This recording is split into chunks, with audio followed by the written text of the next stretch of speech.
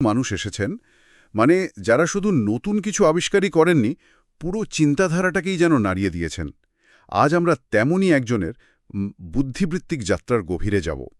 আমাদের হাতে আছে স্যামুয়েল হ্যানিম্যানের বিখ্যাত বই অর্গান অফ মেডিসিন, আর তার প্রথম ৩টি সূত্রের বাংলা অনুবাদ আর কিছু ব্যাখ্যা। আমরা দেখব কিভাবে মাত্র কয়েকটি লাইনের মধ্যে তিনি একজন চিকিৎসকের আদর্শকে সংজ্ঞায়িত করেছেন, তার সময়ের চিকিৎসা ব্যবস্থাকে বলা যায় তীব্রভাবে আক্রমণ করেছেন এবং সবশেষে নিজের সমাধানের পথ দেখিয়েছেন। এটা শুধু কোনো পদ্ধতির ইতিহাস নয়, এটা একজন বিপ্লবীর ইশতেহার তৈরির গল্প। আমাদের উদ্দেশ্য কিন্তু কোনো পক্ষ নেওয়া নয়, বরং এই চিন্তার পেছনের দর্শনটা বোঝা। চলুন শুরু করা যাক। ঠিক তাই। আর এই সূত্রগুলো বুঝতে হলে আমাদের প্রায় ২৫০ বছর পেছনে ফিরে যেতে হবে। এটা এমন একটা সময় যখন ধরুন জীবাণুতত্ত্ব বা জার্ম থিওরি আবিষ্কৃত হয়নি, অ্যানাস্থেশিয়া নেই, অ্যান্টিবায়োটিকের কথা তো কেউ ভাবেইনি। সেই প্রেক্ষাপটে দাঁড়িয়ে একজন চিকিৎসক প্রচলিত সব ব্যবস্থার বিরুদ্ধে প্রশ্ন তুলছেন। এই প্রথম ৩টে সূত্র হল তার পুরো দর্শনের ভিত্তিপ্রস্তর। তাহলে সেই ভিত্তিপ্রস্তর অর্থাৎ প্রথম সূত্রটা দিয়েই আলোচনা শুরু করি। এখানে বলা হচ্ছে চিকিৎসকের মহৎ এবং একমাত্র কাজ পীড়িতকে সুস্থ করা, আরোগ্য, যেহেতু একেই বলা হয়। ইংরেজি মূল কথাটা আরও জোরালো, the physician's high and only mission. এই মিশন বা মহৎ কাজ শব্দটা আমার কাছে খুব গুরুত্বপূর্ণ মনে হচ্ছে। এটা তো শুধু একটা পেশা নয়, তিনি এটাকে প্রায় একটা ঐশ্বরিক দায়িত্বের পর্যায়ে নিয়ে যাচ্ছেন। এটা কি সেই সময়ের জন্য একটু বেশি আদর্শবাদী কথা ছিল না? এটা শুধু আদর্শবাদী নয়, এটা ছিল একটা বিপ্লবী ঘোষণা। বিপ্লবী? হ্যাঁ, ভাবুন একবার, তিনি বলছেন একমাত্র কাজ, তার মানে চিকিৎসকের আর কোনো দ্বিতীয় কাজ নেই। রোগীর সামাজিক অবস্থান কি, তার আর্থিক অবস্থা কেমন, বা রোগের নামটা কত গালভরা, এসব কিছুই গুরুত্বপূর্ণ নয়। একমাত্র লক্ষ্য হল রোগীকে আরোগ্য করা। আর মিশন শব্দটা ব্যবহার করে তিনি চিকিৎসককে একজন সাধারণ পেশাজীবীর থেকে আলাদা করে ফেলছেন। তার মতে এটা একটা ব্রত, একটা কলিং। কিন্তু এই আরোগ্য বা কিওর বলতে তিনি ঠিক কি বোঝাচ্ছেন? কারণ আজকের দিনেও তো ওই শব্দটা নিয়ে অনেক বিতর্ক আছে। মানে ক্যান্সারের টিউমার অপসারণ করা কি আরোগ্য, নাকি ডায়াবেটিস নিয়ন্ত্রণে রাখাই আরোগ্য? হ্যানিম্যান কোন দিকে ইঙ্গিত করছেন? আপনি একেবারে আলোচনার কেন্দ্রবিন্দুতে চলে এসেছেন। এখানেই হ্যানিম্যানের দর্শনের মূল ভিত্তিটা লুকিয়ে আছে। তার প্রথম পাদটিকায় তিনি বিষয়টা পরিষ্কার করেছেন। তিনি দেখছিলেন তার সময়ের ডাক্তাররা রোগের কারণ না খুঁজে শুধু কষ্টকর লক্ষণগুলো দমন করার চেষ্টা করছেন। যেমন ধরুন রোগীর শরীরে র্যাশ বেরিয়েছে, তো সেটাকে কোনো মলম দিয়ে চাপা দেওয়া হলো। কিন্তু র্যাশটা কেন বেরোলো, শরীরের ভেতরে কিসের গণ্ডগোল চলছে, সেটা নিয়ে তাদের কোনো মাথা ব্যথা ছিল না। হ্যানিম্যানের কাছে আরোগ্য মানে শুধু লক্ষণের অনুপস্থিতি নয়। তার কাছে আরোগ্য মানে হল শরীরের ভেতরে সেই জীবনী শক্তি বা ভাইটাল ফোর্সকে তার আগের সুস্থ স্বাভাবিক অবস্থায় ফিরিয়ে আনা। তার মতে যতক্ষণ না ভেতরের এই ভারসাম্য ফিরে আসছে, ততক্ষণ রোগী আসলে আরোগ্য লাভ করেনি। ও আচ্ছা। ফলে তার এই প্রথম সূত্র দিয়েই তিনি চিকিৎসা বিজ্ঞানের সেই চিরন্ত বিতর্কের জন্ম দিচ্ছেন। আমরা কি শুধু ভাঙা যন্ত্রাংশ সারাই, নাকি পুরো মানুষটাকে সুস্থ করি? হ্যানিম্যান প্রথম বাক্যেই দ্ব্যর্থহীনভাবে দ্বিতীয়টির পক্ষে তার অবস্থান ঘোষণা করছেন। বাহ! তার মানে প্রথম সূত্রেই তিনি একটা অবিশ্বাস্য উঁচু মাপকাঠি ঠিক করে দিলেন যে একজন আদর্শ চিকিৎসক কেমন হবেন।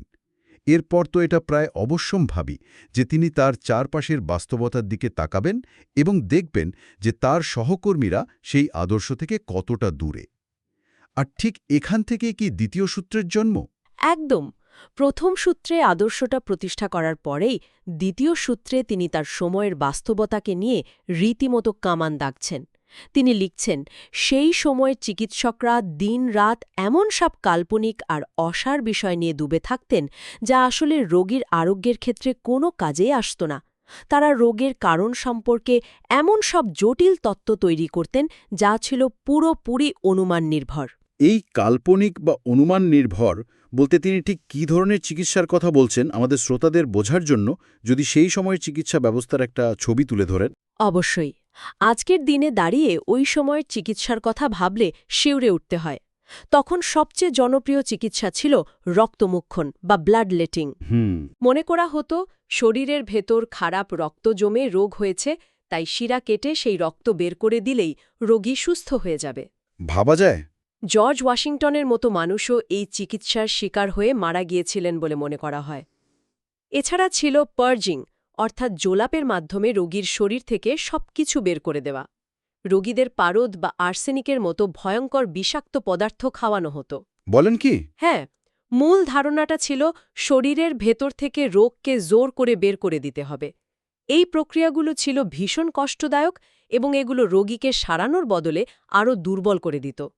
হ্যানিম্যান এই পুরো ব্যাপারটাকে বলছিলেন অন্ধকারে ঢিল ছোড়া, কারণ রোগের আসল কারণটা কি সে সম্পর্কে তাদের কোনো ধারণাই ছিল না। তার মানে হ্যানিম্যানের মতে তারা রোগের মূল কারণটাকেই ধরতে পারছিলেন না।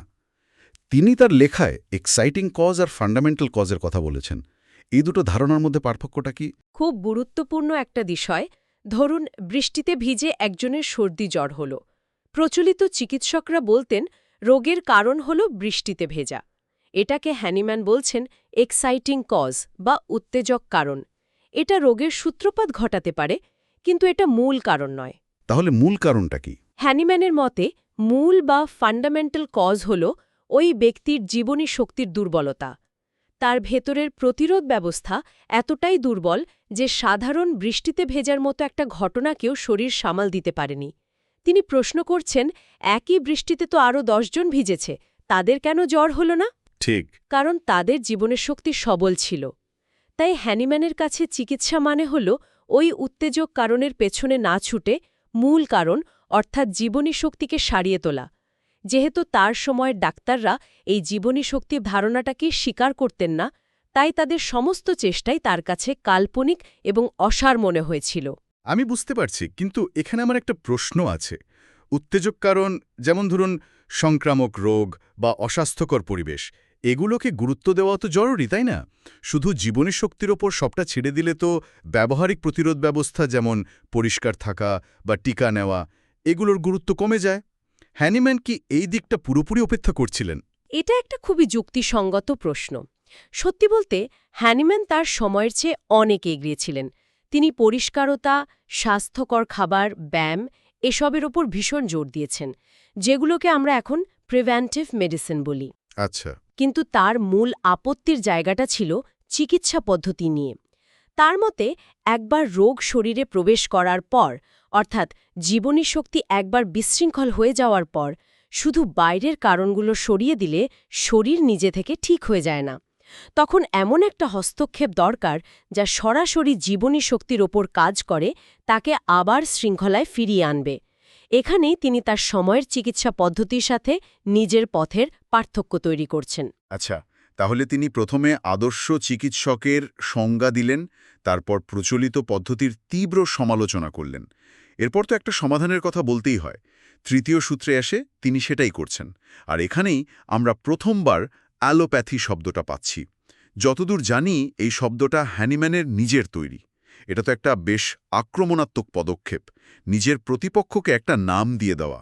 এটা শুধু আক্রমণাত্মক নয়, এটা একটা দুর্দান্ত কৌশল। কৌশল? হ্যাঁ, বিপক্ষের নাম দিয়ে দিলে লড়াইটা অনেক সহজ হয়ে যায়। অ্যালোপ্যাথি শব্দটা আসছে দুটো গ্রিক শব্দ থেকে। অলোজ মানে বিপরীত আর পাথোস মানে ভোগান্তি, অর্থাৎ বিপরীত দ্বারা চিকিৎসা। এর একটা সহজ উদাহরণ কি হতে পারে? খুব সহজ।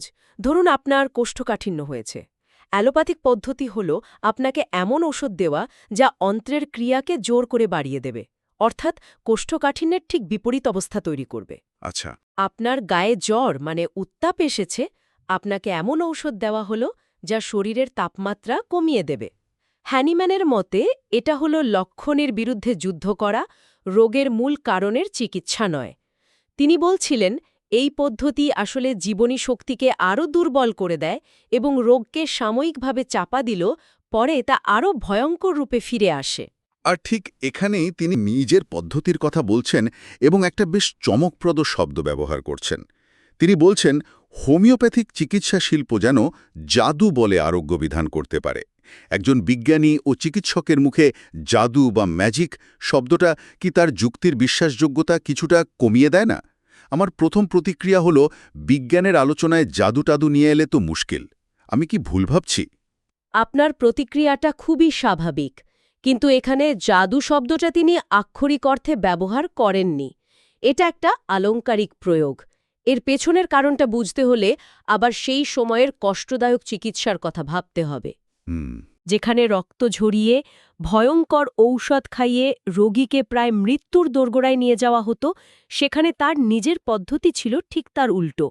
কয়েকটি মিষ্টি বড়ি, যার কোনো স্বাদ নেই, গন্ধ নেই, যা শরীরে কোনো যন্ত্রণা দেয় না, সেটা খেয়ে যখন রোগী ধীরে ধীরে কষ্ট ছাড়া সুস্থ হয়ে উঠত, তখন সেই আরোগ্যকে সাধারণ মানুষের চোখে জাদু বলেই মনে হতো। তার মানে তিনি আসলে দুটি পদ্ধতির কার্যকারিতার মধ্যে যে বিপুল পার্থক্য, সেটা বোঝানোর জন্য এই শব্দটা ব্যবহার করেছেন। ঠিক তাই। এর একটা আধুনিক উপমা দেওয়া যেতে পারে। ধরুন, একটা কম্পিউটারে কোনো জটিল সফটওয়্যার সমস্যা হয়েছে। একজন টেকনিশিয়ান এসে হাতুড়ি দিয়ে পিটিয়ে সেটা ঠিক করার চেষ্টা করছেন, আর একজন এসে কিবোর্ডে কয়েকটা লাইন কোড লিখে সমস্যাটা সারিয়ে দিলেন। হুম। বাইরে থেকে যে দেখছে, তার কাছে দ্বিতীয় পদ্ধতিটাকে জাদু মনে হতেই পারে। ঠিক। কারণ এখানে কোনো বাহ্যিক বলপ্রয়োগ নেই, অথচ সমস্যার মূল থেকে সমাধান হয়ে গেল। হ্যানিম্যান এটাই বোঝাতে চেয়েছেন। তার মতে হোমিওপ্যাথি হল সেই সূক্ষ্ম কোডের মতো, যা জীবনী শক্তির অপারেটিং সিস্টেমে গিয়ে সরাসরি কাজ করে এবং শরীর নিজেই নিজেকে সারিয়ে তোলে। এই প্রক্রিয়াটা এতটাই নিখুঁত আর মসৃণ যে তাকে জাদুর সাথেই তুলনা করা চলে। তাহলে পুরো আলোচনাটা যদি এক জায়গায় নিয়ে আসি, আমরা একটা পরিষ্কার যুক্তির ক্রম দেখতে পাচ্ছি। প্রথমে প্রথম সূত্রে হ্যানিম্যান একজন চিকিৎসকের একমাত্র লক্ষ্য হিসেবে সম্পূর্ণ আরোগ্যকে স্থাপন করলেন, যা শুধু লক্ষণ দমন নয়। দ্বিতীয় সূত্রে তিনি তার সময়ের চিকিৎসা ব্যবস্থাকে অনুমান নির্ভর এবং অকার্যকর বলে তীব্রভাবে সমালোচনা করলেন। ঠিক, কারণ তারা রোগের মূল কারণ অর্থাৎ জীবনী শক্তির বিশৃঙ্খলাকে বুঝতেই পারেনি। এবং সবশেষে তৃতীয় সূত্রে তিনি তার নিজের পদ্ধতিকে সেই জাদুকরী সমাধান হিসেবে তুলে ধরলেন, যা প্রাকৃতিক নিয়ম মেনে গভীর থেকে আরোগ্য সাধন করে। একদম। এটা একটা সম্পূর্ণ প্যাকেজ, একটা আদর্শ, একটা সমালোচনা এবং একটা সমাধান। আর এই তিনটি সূত্র মিলিয়ে পড়লে সবচেয়ে বড় যে প্রশ্নটা সামনে আসে, তা হল আরোগ্য আসলে কি? এর সংজ্ঞা কি হওয়া উচিত? এটা কি শুধু রোগের শারীরিক চিহ্নের অনুপস্থিতি, নাকি মানসিক, আবেগিক এবং শারীরিক স্তরে সম্পূর্ণ সুস্থতার অনুভূতি? হ্যানিম্যান প্রায় ২৫০ বছর আগে যে বিতর্কের সূচনা করেছিলেন, সেই বিতর্ক কিন্তু আজও চিকিৎসা দর্শনের জগতে ভীষণভাবে প্রাসঙ্গিক। সত্যিই তাই। এই সূত্রগুলো পড়ার পর এবং আপনার ব্যাখ্যা শোনার পর আমার মনে একটা বড় প্রশ্ন ঘুরছে, যা হয়তো আমাদের শ্রোতারাও ভাববেন। হ্যানিম্যান যে একমাত্র মহৎ কাজের কথা বলেছিলেন, যেখানে চিকিৎসকের একমাত্র লক্ষ্যই হবে রোগীকে আরোগ্য করা, আজকের এই যুগে যেখানে অত্যাধুনিক প্রযুক্তি, লক্ষ লক্ষ টাকার পরীক্ষা-নিরীক্ষা, হাজারো স্পেশালাইজড ডাক্তার এবং সর্বোপরি স্বাস্থ্যখাতের বিপুল বাণিজ্যিকীকরণ, এই বাস্তবতায় দাঁড়িয়ে চিকিৎসকের সেই মূল আদর্শ, সেই নিঃস্বার্থ মিশন, সেটা কতটা অক্ষুণ্ণ আছে বা আদৌ থাকা সম্ভব, এটা হয়তো আমাদের সবারই ভেবে দেখার বিষয়।